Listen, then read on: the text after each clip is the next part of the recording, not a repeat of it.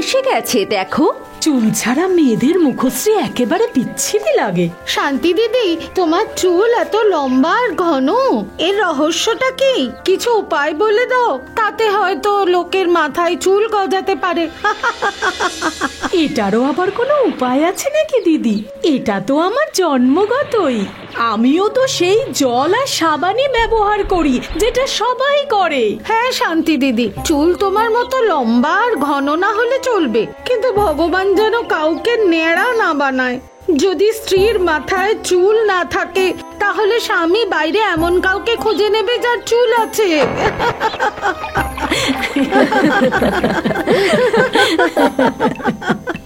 ভগবান কোন কারণে শাস্তি দিল আমাকে? চুলটাই দিল না। চুল না থাকার কারণে সবাই আমাকে নিয়ে মজা করে। আমার মাথায় চুল নেই, তাতে আমি কি করতে পারি?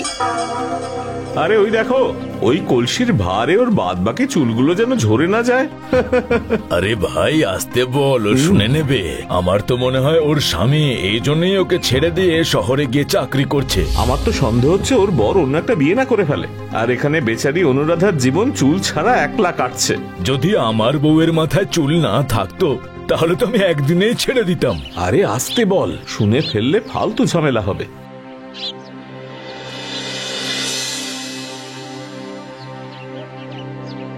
হে ভগবান, যখন আমার সৌন্দর্যে কোনো খামতি রাখলে না, চুলটা কেন নিয়ে নিলে? অন্তত আমাকে লোকের থেকে এত কথা শুনতে হতো না। চুল না থাকার কারণে আমার সাথে কেউ ঠিক করে কথাও বলে না। তুমি তো শহরে চলে গেছো, আর এখানে সবকিছু আমাকে একা সামলাতে হচ্ছে। ওরা যা বলছিল সত্যি না হয়ে যায়। তুমি যেন আমার সতীনকে নিয়ে এসো না।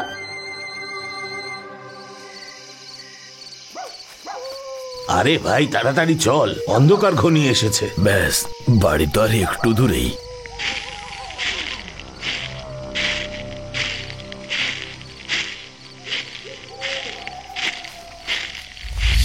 কি হয়েছে?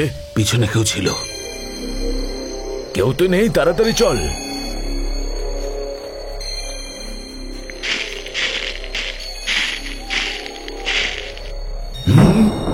তুই আওয়াজ শুনলি? বললাম তো কেউ নেই, চল না এখন।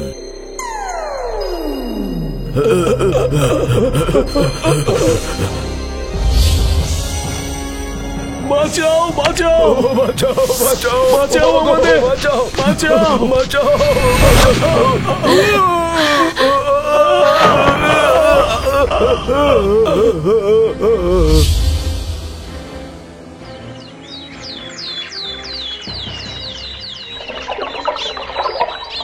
রাত্রিবেলা চঙ্গুমাঙ্গু দাদাদেরকে ওই লম্বা চুলওয়ালা ডাইনি তুলে নিয়ে গেছে। এই ডাইনিটা তো পুরো গ্রাম দখল করে নিয়েছে।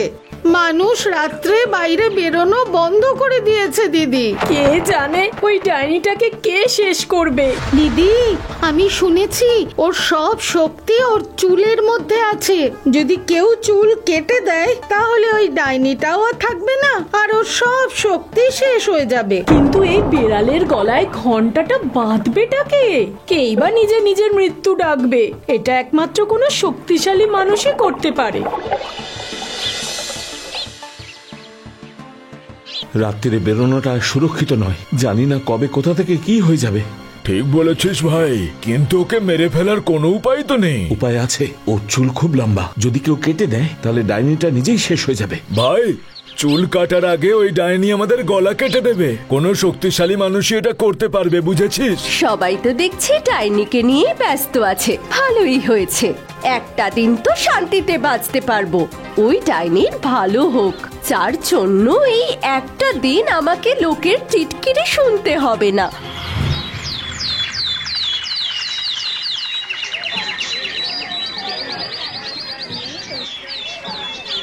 দাদা, 1 কেজি আলু, 1 কেজি টমেটো আর 500 পেঁয়াজ দাও। বোন, খারাপ ভাববেন না, ওখানে একটা লোক মাথার চুল লম্বা করার সাবান বিক্রি করছে।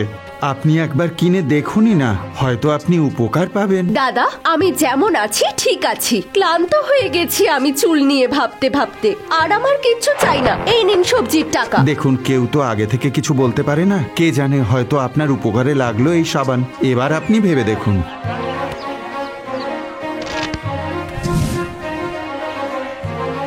আরে ও অনুরাধা দিদি, কোথায় যাচ্ছো?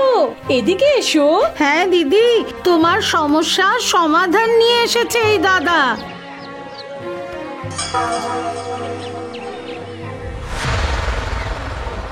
এসো এসো বোন, তোমার সমস্ত চুল 10 দিনের মধ্যে গজিয়ে যাবে। লম্বা, কালো, ঘন, আর কখনোই ঝরে পড়বে না। এর দাম মাত্র 50 টাকা।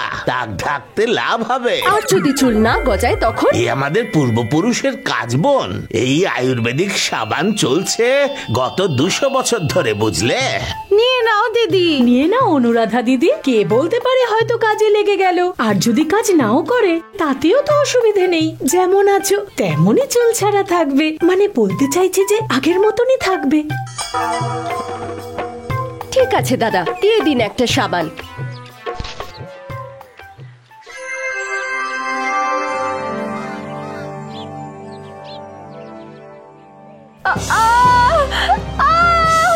হে ভগবান, আমার মাথায় যে এই কটা চুল ছিল, ওই সাবান মাখার পর সেটাও আর রইলো না।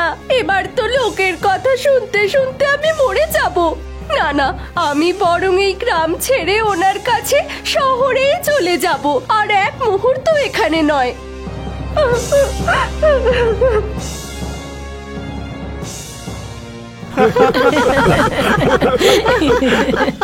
আরে এ কি অনুরাধা দিদি, মার তো পুরো পরিষ্কার হয়ে গেছে। মনে হচ্ছে সাবানের প্রভাব একেবারে উল্টো হয়ে গেছে যে। যাক, মুক্তি পেয়েছে ওই গুটি কতক চুলের থেকে।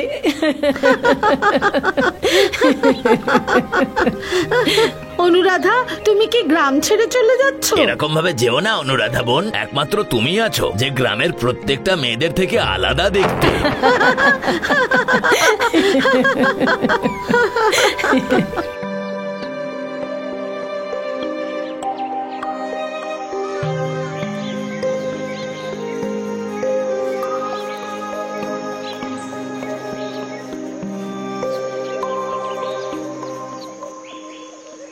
মনে হয় আমি ভুল রাস্তায় চলে এসেছি। এই রাস্তা শহরের দিকে তো যাচ্ছে না। হে ভগবান, তুমি দেখো কোনো পশু যেন আক্রমণ না করে। রক্ষা করো প্রভু।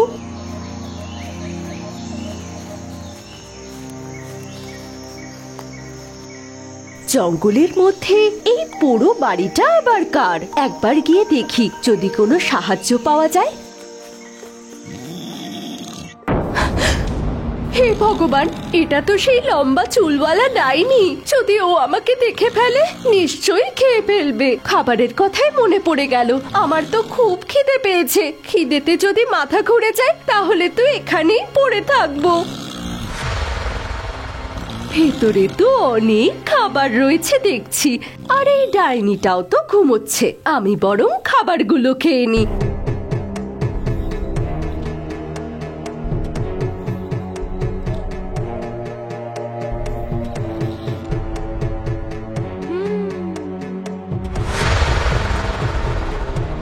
শিকার তো দেখছি নিজে পায়ে হেঁটে আমার কাছে চলে এসেছে। আমি আসলে না, মানে খিদে পেয়েছিল তাই একটু খাবার নিলাম। যত ইচ্ছে তুই এখান থেকে খা, তারপরে আমি তোকে খাবো। দেখুন, এক পাও এগোবেন না, না হলে আমি। না হলে কি? এখানে কেউ আসবে না আমার থেকে তোকে বাঁচানোর জন্য।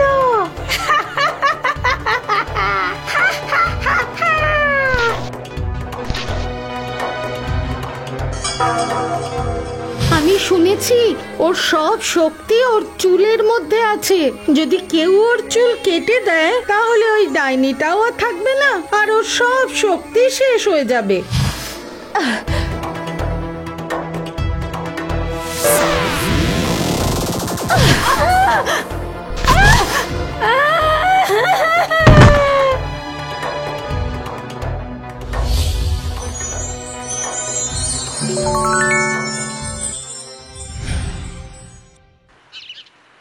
এই চুলটা আমার উপর বেশ ভালোই লাগছে। দেখে তো মনে হচ্ছে এটা যেন আমার আসল চুল। চুলের এই ভয় শেষ হলো। এবার বরং আমি গ্রামে ফিরে যাই।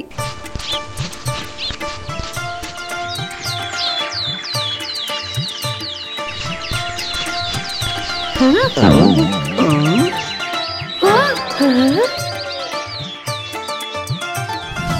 ভাই, আমি দিবা স্বপ্ন দেখছি না তো? আমার তো নিজের চোখটাকে বিশ্বাস হচ্ছে না। এরকম একটা গড়ের মাঠে এত ঘন চুল এসে গেল কি করে ভাই? হ্যাঁ হ্যাঁ, বুঝেছি। ওই বোন আমাদের নকল চুল লাগিয়ে ঘুরছে। অবশ্যই শহরে গিয়ে পরচুলা কিনে নিয়ে এসেছে। দেরি হলো বটে, কিন্তু বুদ্ধি খুলেছে।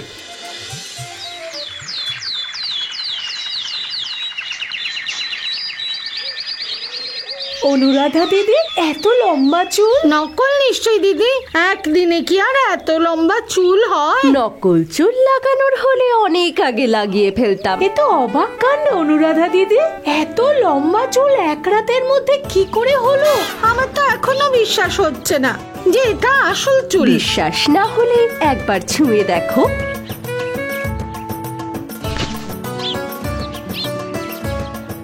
অনুরাধা বোন, এই চুলটা তোমার আসল? এই চুলের রহস্য আমাদেরও বলো অনুরাধা বোন। একদিনে এত লম্বা এবং ঘন চুল। এই রহস্য তো রহস্যই থাকবে।